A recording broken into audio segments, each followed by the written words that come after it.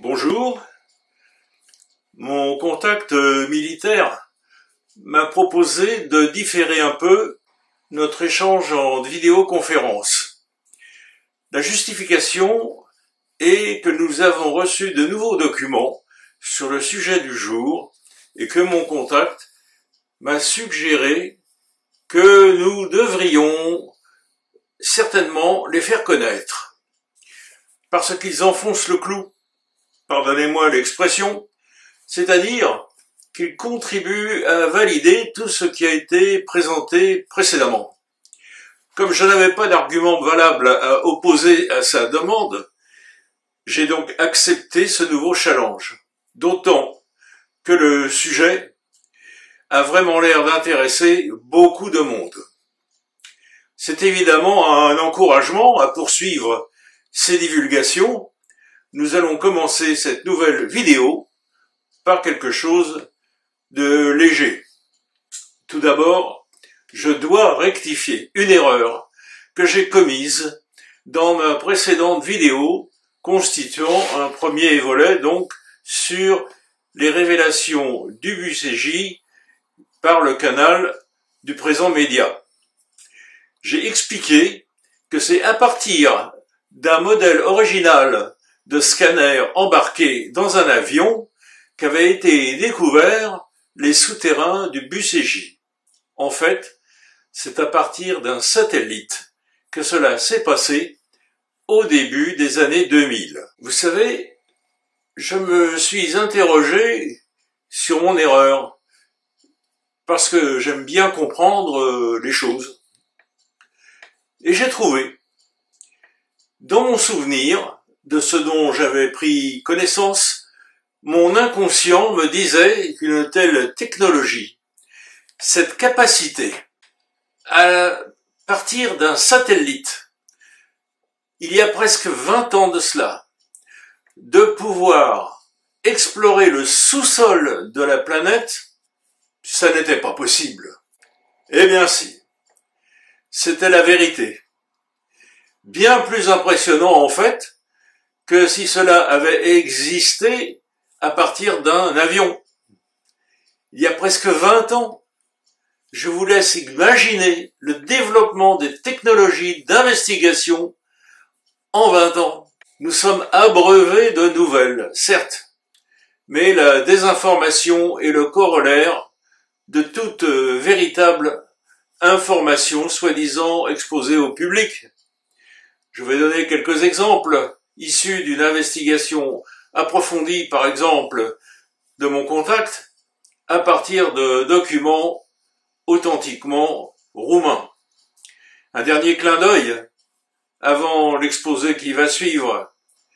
Vous vous souvenez de ce trou que je vous ai montré dans ma précédente vidéo et présenté comme certainement l'entrée principale, adaptée pour des engins pilotés vers l'intraterre.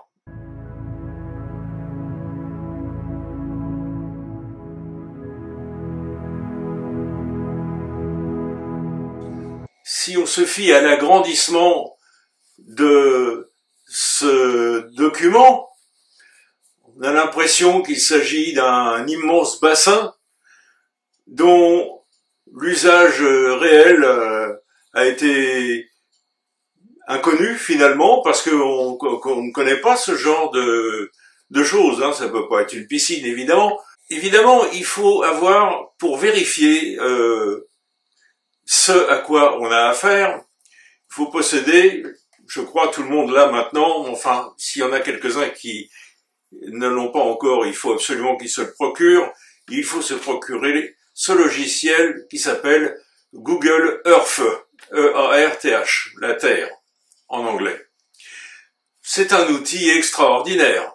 Avec lui, et l'une de ses applications, Google Street, par exemple, vous pouvez visualiser et voyager dans le monde entier, visiter des villes ou toute autre chose, de loin ou de près, en parcourant les routes, à l'aide du petit bonhomme que vous faites descendre sur les voies carrossables, simplement à partir de votre ordi.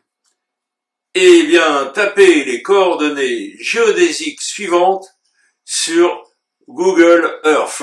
Latitude 45 degrés 21 minutes 33 secondes. Longitude 25 degrés 28 minutes 32 secondes. Vous atterrirez directement sur ce trou. Ce trou est soigneusement bétonné, comme vous l'avez vu. Vous pouvez facilement le mesurer. 60 mètres de long, 30 mètres de large. En dézoomant l'image, regardez cet espace désertique tout autour du monde du massif du Bucégy. Vous parlez d'une piscine, vous parlez d'un bassin.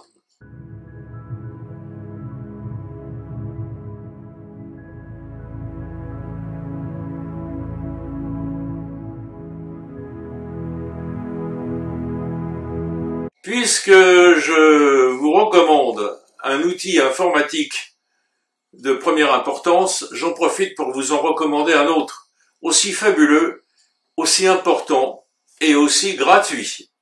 C'est Stellarium. Stellarium, S-T-E-2-L-A-R-I-U-M, ce sont des milliers d'étoiles répertoriées, nos planètes, leurs satellites, que l'on peut visionner en zoomant ou pas, en temps réel ou pas, avec donc tous les détails imaginables, comme si vous aviez finalement un télescope à votre disposition à la maison, y compris donc avec les vues des satellites, y compris les satellites artificiels, leurs coordonnées que vous pouvez vérifier sur Internet, leur provenance et beaucoup d'autres renseignements. Pour les planètes et les étoiles, y compris évidemment notre Soleil, leur position en temps réel qui apparaît automatiquement à l'ouverture de l'écran, mais que l'on peut figer, ainsi que pour tout objet pointé,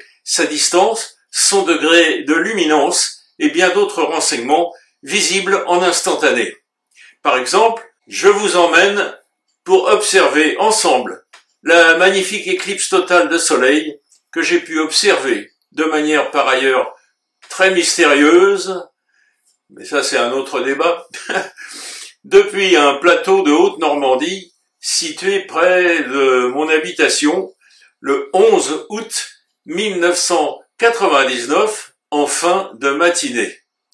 Et si cela vous intéresse, vous pouvez aussi avoir une vue de la voûte céleste au temps de Jésus-Christ et beaucoup de choses encore.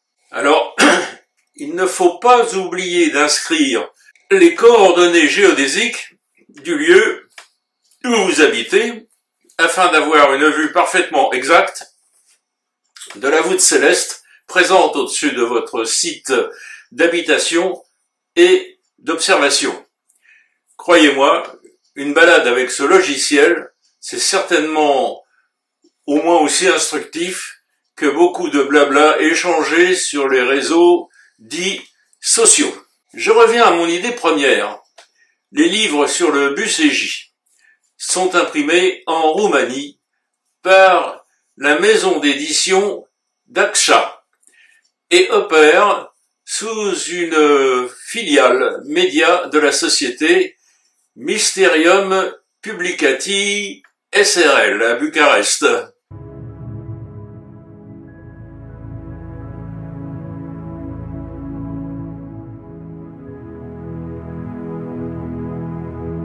En cherchant bien, mon contact s'est aperçu au final qu'il y a toujours le même nom qui est toujours présent, donc en tête de liste des rencontres organisées, des rencontres annoncées ou organisées au plus haut niveau autour des questions concernant le Bucégy.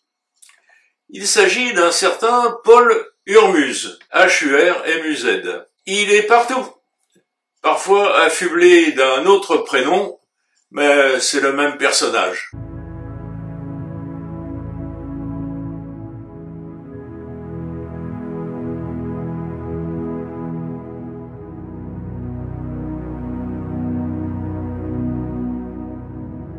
Je vais un peu m'attarder sur l'affiche que mon contact militaire m'a transmise et qui a attiré vraiment sérieusement mon attention. Il s'agit du projet Montauk. Tiens.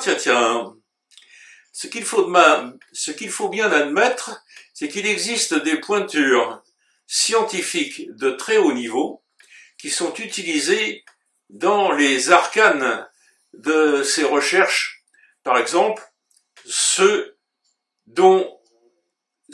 qui ont des liens avec justement ce projet Montauk.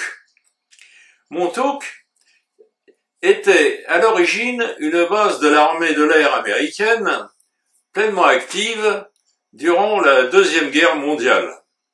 Elle s'appelait Fort Héros et se situait au nord de l'île de Long Island, sur laquelle la moitié de la ville de New York est bâtie. Et au cours de la guerre, 2 niveaux en sous-sol furent creusés. Ils sont prolongés par des souterrains jusqu'à 16 km au nord et au sud de la base. 4 autres niveaux furent taillés dans le roc avec l'aide de la technologie des intraterrestres, peut-on lire sur le document existant sur Internet. Et récemment, 2 nouveaux étages souterrains furent installés. Le niveau 7 se prolonge jusqu'à 8 km et ces souterrains sont accessibles par la mer. Voyons. Regardez donc les différents affichages très démocratiques toujours signalés par mon contact. Vive cette Roumanie foisonnante d'une activité extraordinaire au niveau de l'information. Ces réunions affichées, si importantes. Et on y découvre, et on y retrouve toujours le même personnage central. Et savez-vous, il se trouve que ce général roumain est donc une des plus grosses pointures de l'Alliance Nord-Atlantique.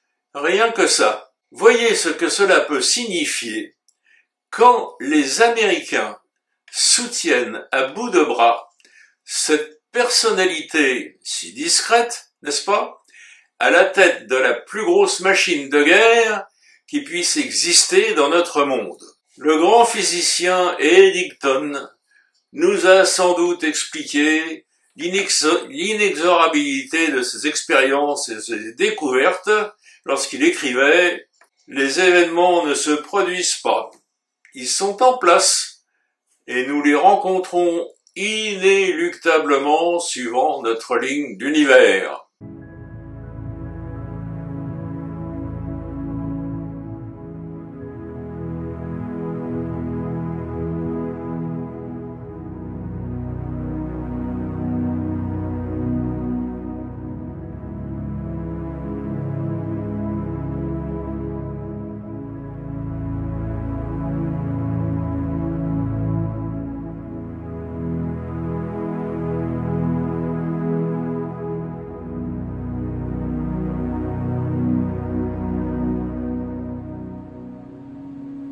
Ces très étranges propos furent rappelés à la suite de l'étude scientifique qui s'est occupée en fait très sérieusement de quelque chose d'aussi extrêmement étrange.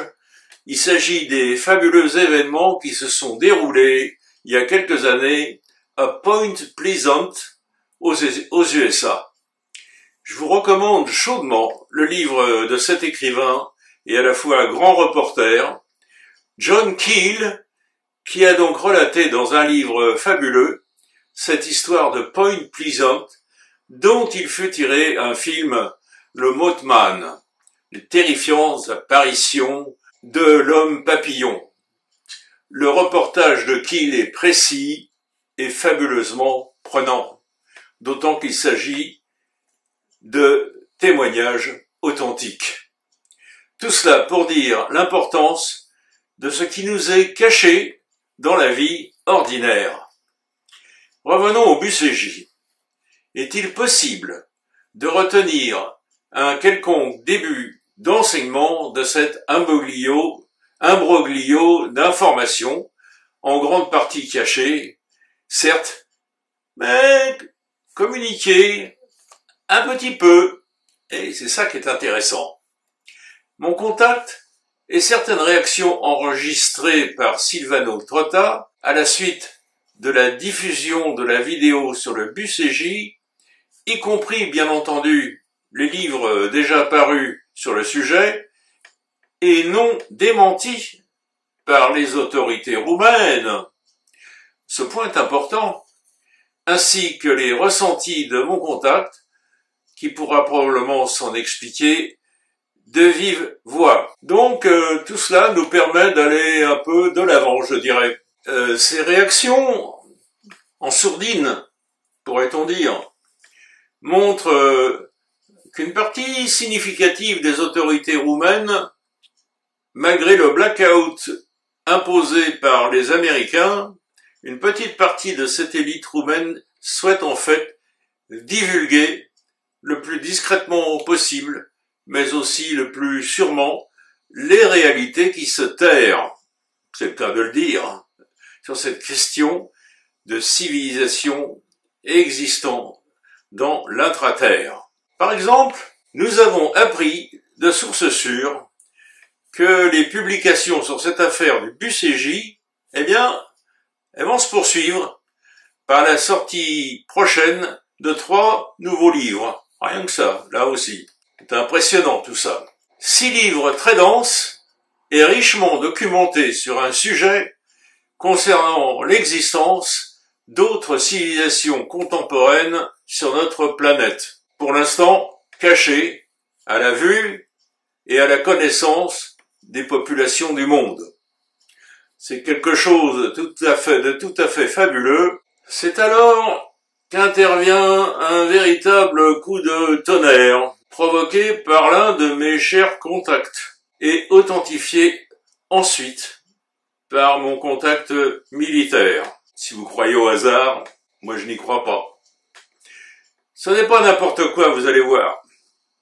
Et on va faire monter la température. Et je suis désolé, je n'ai pas le choix.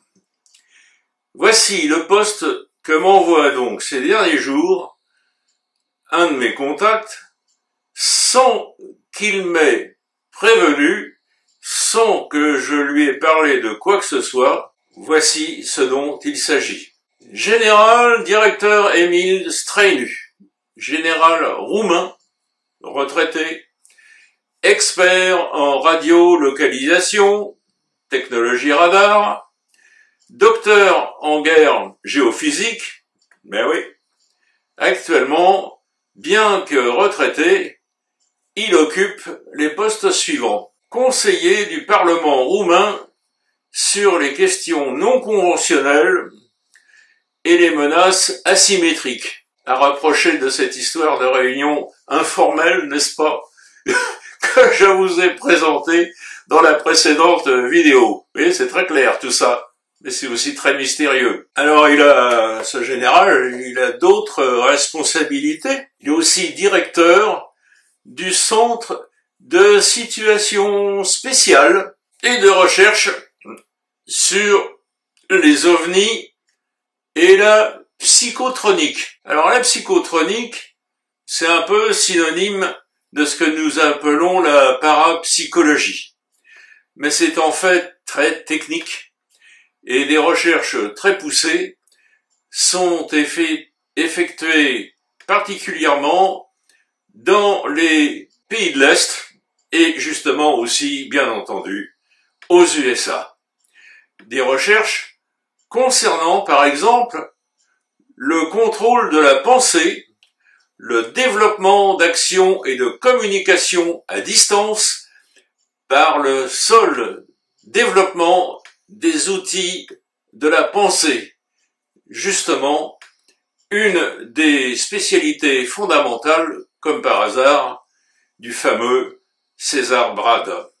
En France, on vient d'apprendre aussi que des réalisations de ce genre sont en cours, tout simplement par rapport à ce que on nous a présenté, mais il doit y avoir bien d'autres choses.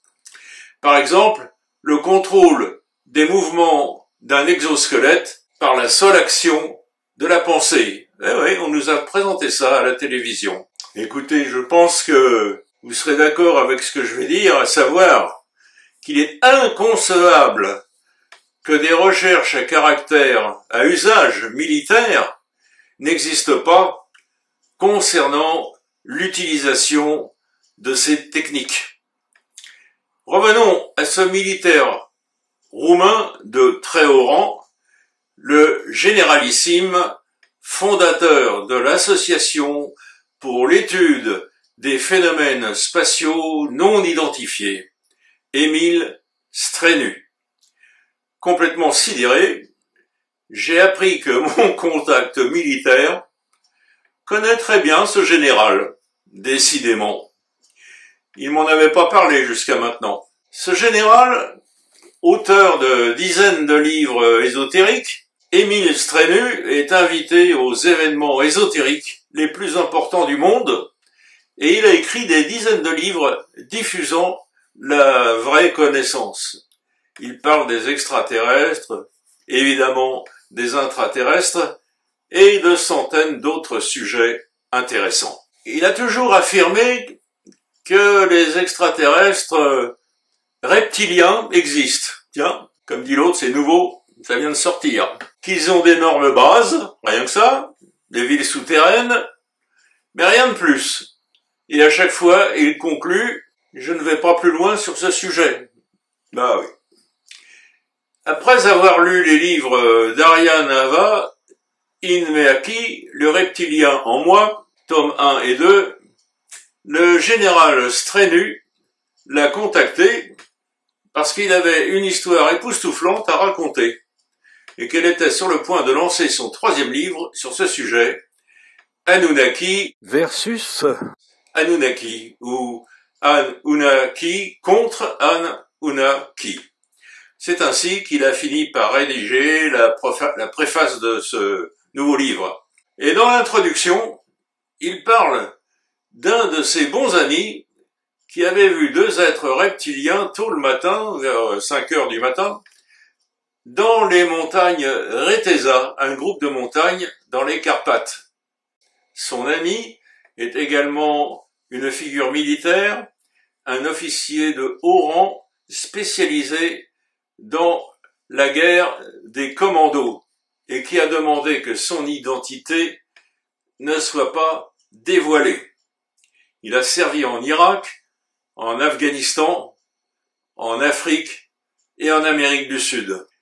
Il se trouve actuellement sur un autre théâtre de guerre au Moyen-Orient.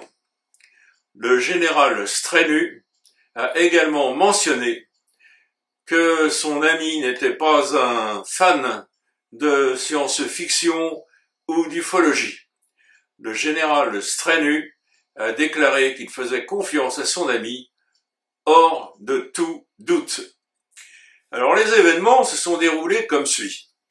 L'officier supérieur, appelons-le le colonel X, revenait d'un court voyage de camping qu'il a pris seul dans les montagnes.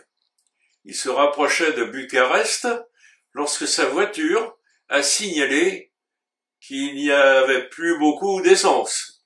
Alors, il s'est rendu dans une petite station-service rurale. Il était 5h10, donc personne n'était là.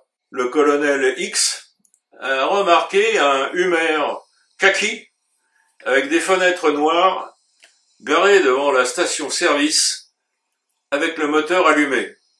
Mais personne autour.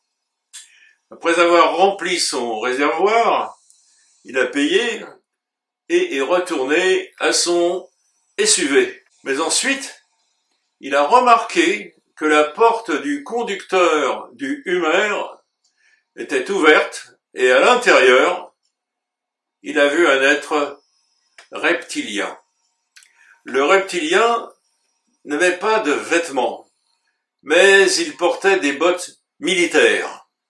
Il était entièrement recouvert d'écailles vertes comme un crocodile et avait une tête, une crête de type lézard sur la tête. Le reptilien a vu le colonel X, puis il est sorti de la voiture sans encombre, tout en le fixant. Il a dirigé des bruits aigus vers quelqu'un encore situé à l'intérieur de la voiture, cette fois l'air irrité, puis est revenu au volant et s'est éloigné rapidement. La voiture n'avait pas de plaque d'immatriculation, ni à l'avant, ni à l'arrière. Le colonel X a précisé que le reptilien mesurait environ 2 mètres, avec des yeux jaunes et des fentes de type chat. Le colonel regarda autour de lui pour voir si quelqu'un d'autre avait été témoin de l'événement, mais il était seul. Puis il a remarqué la caméra vidéo de la station-service. Malheureusement, le vendeur lui a dit que l'appareil photo, c'était juste pour la décoration et n'avait aucune utilité pratique, à part effrayer les voleurs potentiels. Pensant que c'était un canular très bien joué, il est remonté dans la voiture et a continué son voyage. Après plusieurs kilomètres, il était encore évidemment très préoccupé par les événements qu'il venait de vivre, quand il a vu le même Hummer vert avec les 4 portes ouvertes. Et plus loin, à l'extérieur de la route, il a remarqué 2 reptiliens vert foncé qui semblaient se disputer. Le deuxième reptilien mesurait de 15 à 20 cm de plus que le premier. Il ne portait ni vêtements, ni bottes. Il avait des pieds de type lézard, et contrairement au premier, il avait une forme de queue. Dans la rue, des camions passaient dans les 2 sens, et les chauffeurs pointaient du doigt les créatures, mais personne ne s'est arrêté. Ensuite, le colonel X a sorti son téléphone portable et a pris plusieurs photos des reptiliens qui étaient totalement insouciants de cet environnement. Après quelques minutes, les 2 reptiliens sont remontés dans la voiture et sont repartis dans la direction d'où ils venaient initialement, et ce, à grande vitesse. Le colonel a regardé à nouveau les photos de son téléphone portable et s'est précipité vers Bucarest afin de contacter le général Strenu et de décider ensemble quoi faire avec ces images étonnantes. De retour à Bucarest, le téléphone montrait clairement 11 photos, mais toutes étaient complètement vertes. D'ailleurs, cette histoire me rappelle autre chose, une histoire de cérémonie de crémation sacrée en Inde à laquelle un des amis de mon père avait assisté sans y être autorisé. Il avait pris des photos et quand il a voulu examiner ces photos, il n'y avait rien dessus. Il n'y avait absolument aucun cliché de prix. Avec le général Strenu, ils se sont dirigés vers une société de services téléphoniques qui ne pouvait pas non plus les aider. C'était comme si le colonel avait photographié une lumière verte brillante, et puis c'est tout. Pendant 2 semaines, ils ont analysé l'histoire en détail et recherché des témoins. Mais tous les efforts ont échoué. Et le général Émile Strénu en a fait la conclusion suivante.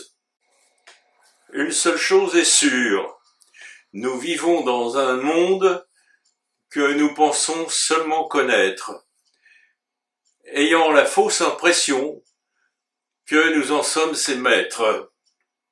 En fait, nous ne sommes que des sous-locataires, en transit, sur une planète qui ne nous a jamais appartenu et qui n'a aucune idée de ce que notre but est vraiment. C'est dans son livre, dans son introduction, écrite en roumain par Émile Strénu lui-même. Tout ceci est rapporté par un dénommé Alexander Light. Donc, voilà un autre militaire de haut rang roumain qui n'hésite pas à témoigner sur ce genre d'événements. Avec tout ce que nous avons déjà produit au sujet des mystères du BUCJ, cela commence à faire beaucoup. Vous ne trouvez pas?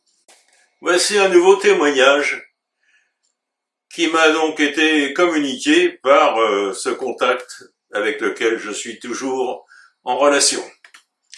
Cela s'est passé début juillet 2017, le 7 juillet le matin, pour ensuite être suivi par un reptilien tout le long de mon trajet, m'écrit-il, qui passe derrière la voie ferrée jusque dans le parking de la piscine de Lourdes. Effectivement, à cette époque, il habitait Lourdes, maintenant il a déménagé, mais il résidait à Lourdes à cette époque. Et il était souvent, disons, aux abords du sanctuaire, parce qu'il se produisait pour lui beaucoup de choses sur ce site. Alors, la question que tu vas me poser, m'écrit-il, comment savais-tu que tu étais suivi? Comment savais-tu que c'était un extraterrestre, un reptilien? Eh ben, voici ma réponse, m'écrit-il. Demande à tous les témoins, demande à tout témoin de rencontres rapprochées s'ils ressentent une présence lorsqu'ils sont suivis, sans spécialement la regarder. Ils te diront que oui. Mieux encore, mes oreilles ont capté les pas qui résonnaient. Je me suis arrêté sans me retourner pour mieux ressentir cette présence. Et ces pas se sont arrêtés. Lorsque j'ai redémarré, j'ai entendu à nouveau ces pas. Quelques mètres plus loin, j'ai pris la décision de m'arrêter de nouveau, mais cette fois, en me retournant. Le personnage, l'être, se trouvait à environ une dizaine de mètres de moi. Son visage me faisait penser à un type de race asiatique, pas très grand, mais son visage était en fait recouvert d'écailles. J'ai donc décidé d'aller jusqu'au parking de la piscine de Lourdes et de m'arrêter en attendant de voir ce qui allait se passer. À son tour, il est entré sur le parking de la piscine, me faisant face à quelques mètres. Pendant plusieurs minutes, nous sommes restés ainsi face à face, sans aucun mot. Je compris alors que j'étais bien concerné par cette rencontre. Il se mit à rire légèrement, avec un léger sifflement de ses lèvres. Cela me fit rire, sans en connaître les véritables raisons, et provoqua de sa part un nouveau rire, mais sifflant, mais cette fois, avec sa langue sortie, langue semblable à celle d'un serpent, longue, noire et fourchue à son extrémité. Au bout de quelques minutes, ne recevant rien de sa part, je décidai de le quitter, et quelques mètres plus loin, je fis demi-tour pour retourner sur le parking. Mais il avait disparu. Voilà ce témoignage que je vous livre à l'état brut, dans la forme où il m'est parvenu. Mais figurez-vous que je vais rajouter une couche, comme on dit, d'autant que cette dernière séquence, je vais pouvoir la relier à l'actualité sociale du moment que connaît notre planète et qu'il s'agit donc d'une opportunité exceptionnelle. Ainsi, même si l'auditeur n'adhère pas aux conclusions qui s'imposeront après ce dernier exposé, la prise en compte de toute cette logique mondiale dont les événements actuels constituent une forme de démonstration impitoyable, tout cela pourra être difficilement réfuté. Alors au final, de quoi s'agit-il? Vous allez voir, c'est tout simple. C'est développé dans le premier livre sur le BUCJ. Et pour le moment, en dehors de quelques timides interventions de ma part, dans des réunions publiques, en particulier à Rouen, par exemple, sur ce sujet, je n'ai entendu ou vu personne évoquer ce qui m'a sauté aux yeux de la manière la plus stupéfiante et brutale possible lorsque j'ai pris connaissance de ces révélations parues dans ce premier livre dont je vous rappelle ici la couverture. Cela corroborait en plus certaines informations en ma possession depuis très longtemps, et ainsi nous comprendrons mieux pourquoi les USA exercent une telle pression pour que ne soient pas divulguées certaines informations. Tout cela appartient à une logique parfaitement huilée et simple à comprendre, en fait. Cette consigne de silence est évidemment imposée à tous les États de l'Alliance Atlantique et leurs alliés, ce qui fait beaucoup de monde. Il ne faut surtout pas casser l'énorme machine à cash qui est le système de fonctionnement instauré sur notre planète. Il faut d'abord retourner à César Brad, au BUCJ, et que j'explique les circonstances de ce que vous allez découvrir. César Brad, le grand explorateur et découvreur des trésors de la caverne d'Ali Baba, constitué par cet incroyable réseau souterrain, était donc à la tête de ce grand chantier. Et figurez-vous que les plus grands maîtres de la franc-maçonnerie au niveau mondial, les Illuminati, ces personnages hyper importants, avaient connaissance que dans l'Antiquité, les grands anciens utilisaient une certaine qualité de poudre d'or que l'on connaît sous le nom d'or monoatomique et dont l'ingestion maîtrisée avait le pouvoir de prolonger la vie des élites qui s'en servaient et de guérir nombre de maladies par la même occasion. Et je vous laisserai le loisir de questionner mon contact militaire sur ce sujet, car il est au courant de ces pratiques encore actuelles dans certains cercles initiés de Roumanie. Cette révélation m'a aussi évidemment complètement sidéré. À partir de cette explication, sachez que ces très grands maîtres ont des capacités paranormales au niveau de celles de César Brad.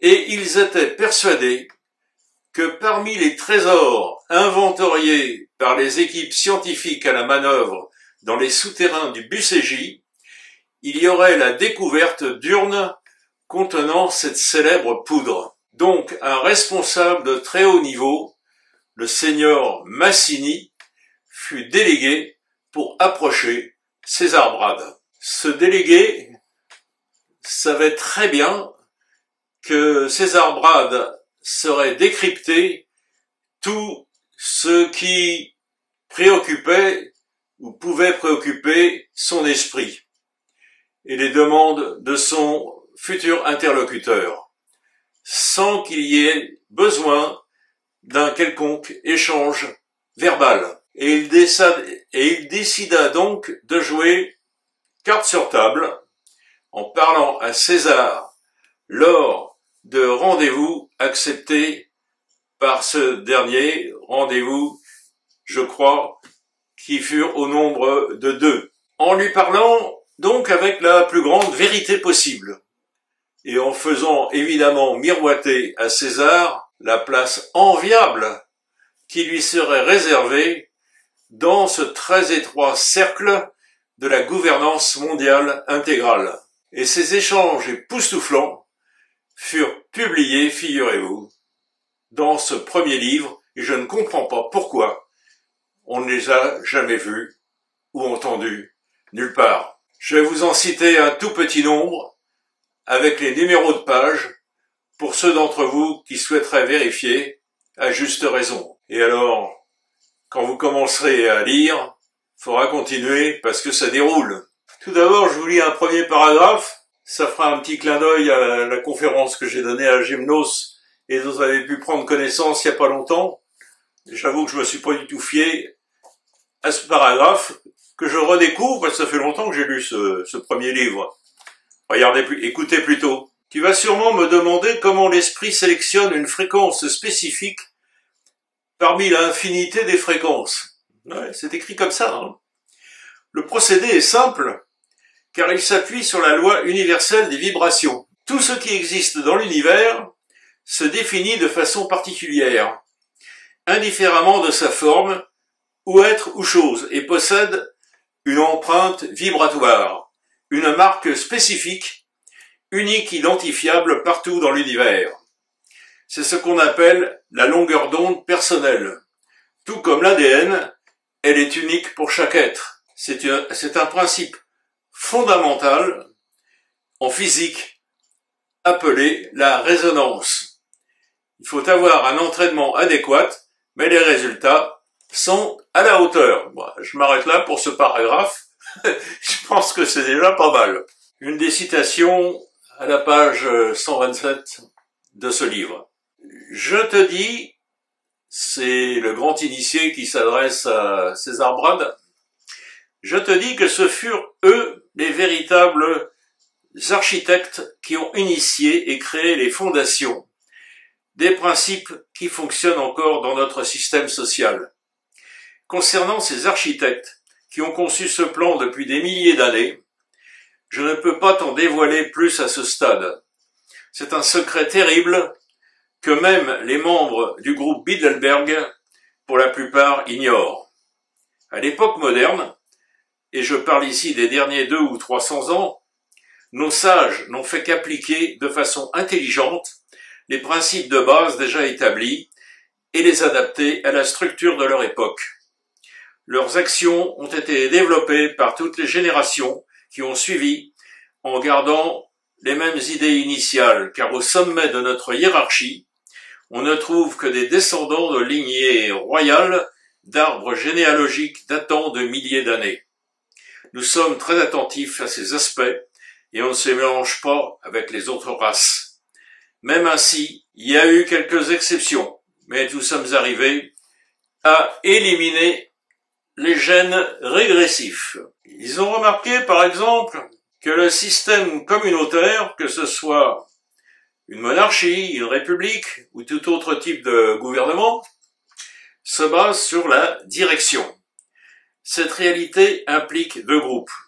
D'un côté, la grande majorité des gens qui composent le peuple, et d'autre part, l'élite dirigeante qui s'efforce de maintenir la bonne marche du troupeau. Cette simple observation fut la base du plan entier. Mais pourquoi était-ce aussi important d'avoir ces deux catégories, demanda rapidement César. En véritable maître maçonnique initié aux secrets obscurs de l'organisation à laquelle il appartenait, le seigneur Massini commença à dévoiler le noyau idéologique de la franc-maçonnerie mondiale. Cette situation est encore très importante à cause du fait qu'il a toujours existé des intérêts antagonistes entre les deux groupes. Les choses étaient faites de manière à ne jamais apaiser les populations, c'est-à-dire empêcher à tout prix la véritable paix entre les peuples. Pour cela, il était nécessaire de nourrir ces deux parties de différentes façons, sans qu'elles ne s'en rendent compte. Nos illuminés ont poussé les compétences et leur capacité d'intrigue jusqu'à la perfection pour se tenir un pied dans chaque bateau sans jamais tomber à l'eau. Mais comment y sont-ils arrivés? Quelle méthode ont-ils employée? Ils avaient juste besoin de quelques leviers puissants et à l'origine, il n'y en avait que deux, l'argent et la nature humaine de l'homme, qui cédait face à la tentation qu'on lui offrait. Cette combinaison leur a toujours assuré le succès, parce que ce qui ne marchait pas d'un côté, on l'utilisait de l'autre. Et c'est ainsi que l'intrigue, le mensonge, les tentations et les faux-semblants ont permis notre extension rapide dans le monde entier. Bien sûr, à l'heure actuelle, nous devons prendre en compte les nouveaux facteurs et parmi les plus importants, le nombre d'habitants de la planète et le développement technologique.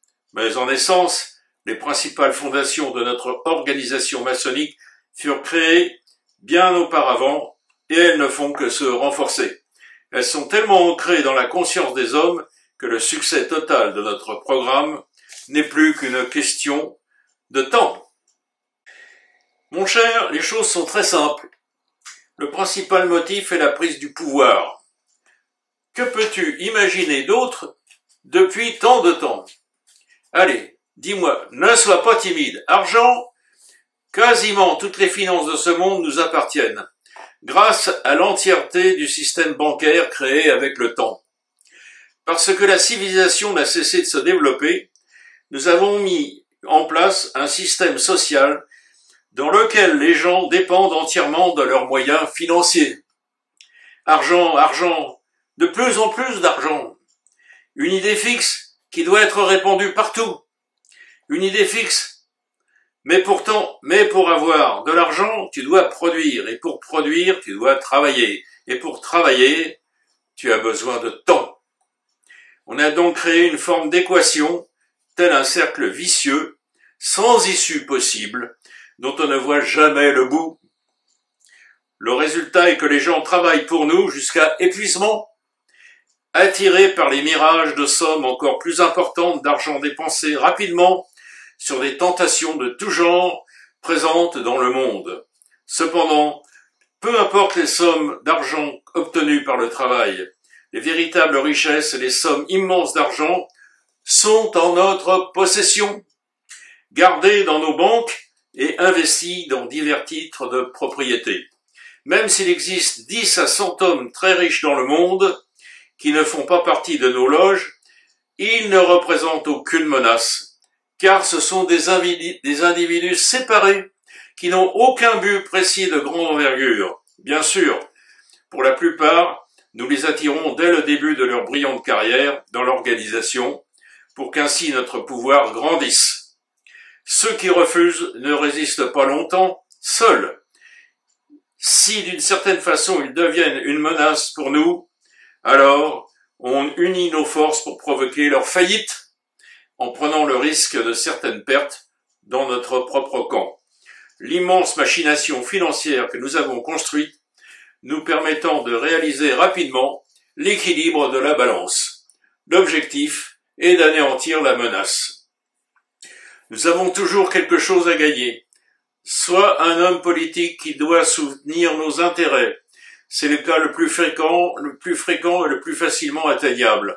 Soit un grand homme d'affaires dont nous administrons la fortune à travers nos propres filiales.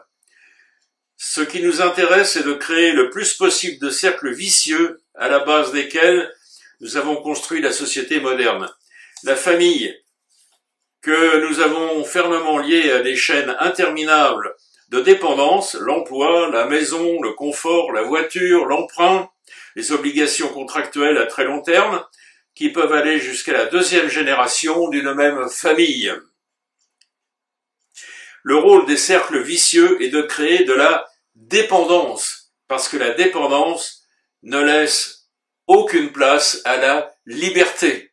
La dépendance porte avec elle une sorte d'esclavage de limitation, et nous, en tant qu'hommes, nous avons besoin d'être limités, et nos actions d'être mécaniques, comme des stéréotypes. Ce fut l'idée principale quand nous avons imposé une organisation du travail divisée en plusieurs domaines et sous-domaines. Si le poste est simple, presque répétitif, l'homme devient en peu de temps une sorte de robot qui suit, écoute et exécute ce qu'on lui demande. Nous avons permis à la technologie de capter des millions de personnes à travers les moyens qu'on assimile maintenant à une catastrophe. La télévision, le téléphone, l'ordinateur. Notre idée eut un énorme succès, car en sus de la dépendance des populations, nous avons gagné en plus le contrôle de l'information. Alors écoutez, si vous en voulez plus, continuez à lire, et ce qui suit est encore, je dirais, presque pire. Bon, j'arrête là. Je pense que vous avez quand même quelques lueurs sur ces révélations et vous allez voir le lien que j'établis après. En France, la plupart des élites, dans tous les domaines, sont inscrites dans deux clubs sulfureux, le Siècle et la French American Foundation, deux clubs parmi les plus discrets mais les plus influents de France. Le club Le Siècle existe depuis 1945. Il a été fondé par un franc-maçon, Georges Bérard Quélin, mais seulement de 20 à 30% des membres sont actuellement connus comme étant des francs-maçons. Il espérait rester anonyme. Son expérience a été révélée, son existence a été révélée pour la première fois en 1977 par un article du journal L'Humanité. Le Siècle, filiale du club de Bilderberg, est de son côté une filiale du Council on Foreign Relations, dont le programme 2008-2013 est connu sous le nom de Nouvel Ordre Mondial. Le Bilderberg ne veut pas d'une cogestion franco-allemande de l'Europe, mais d'une cogestion américano-européenne du monde occidental. Sur ce point, il rejoint l'objectif de la French American Foundation. C'est donc aussi le vœu des Américains qui se réjouissent évidemment du succès du Brexit, leur donnant le pouvoir d'amener progressivement l'Europe à une dépendance encore plus étroite au niveau de leurs projets politiques, industriels et financiers. La majorité des élites médiatisées du monde économique, judiciaire, de la finance, journalistique, sont membres de ces organisations secrètes. Et je dispose de l'annuaire de 2009 qui les répertorie. Tous ces joyeux drilles, majoritairement énarques et Sciences Po, soupaient ensemble, je ne sais pas si ça se fait toujours, mais à cette époque-là, dans certains lieux à Paris, qui sont d'ailleurs cités dans le document que je possède, et préparaient les mauvais coups qui nous destinent, tout en faisant semblant de se battre au petit écran et dans la presse. L'énarchie française s'est ralliée depuis longtemps au dogme du mondialisme. Cependant, il est utile pour le système de maintenir une opposition artificielle entre les partis dits de droite et de gauche, alors qu'en fait, nous vivons dans le régime du parti unique. En jouant l'alternance droite-gauche, on fait croire au peuple qu'il y a une autre politique possible. cette élite mondiale, véritablement diabolique.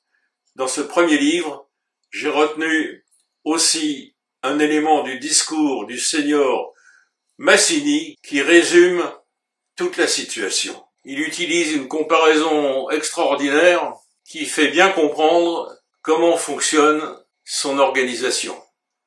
Son organisation qui est faite d'un certain nombre de degrés d'associations réellement humanitaires collatérales. Cela peut faire penser à une jolie maison dont l'apparence est vraiment sympathique et digne d'être admirée. Mais tout cela, c'est de la façade. Personne ne connaît les habitants de la maison, leurs activités, leurs fonctions. Mais en fait, ce sont bien eux qui ont les clés de tout ce déploiement à l'échelon mondial. Et en réalité, eux-mêmes demeurent et demeureront complètement invisibles. Vous avez tout compris? Le système mis en place pour assujettir tous les rouages de la planète est très simple. C'est la dette. Dette des États, dette des entreprises, dette des particuliers, toujours encouragés à s'endetter. Nous sommes endettés, nous sommes dépendants, nous sommes cadenassés. Donc, à un moment donné, il ne faut pas s'étonner d'assister à ce qui arrive actuellement sur la planète quand les populations se retrouvent finalement, comme on dit, le dos au mur. Chili. Buenos Aires. Devant le Parlement européen. Liban.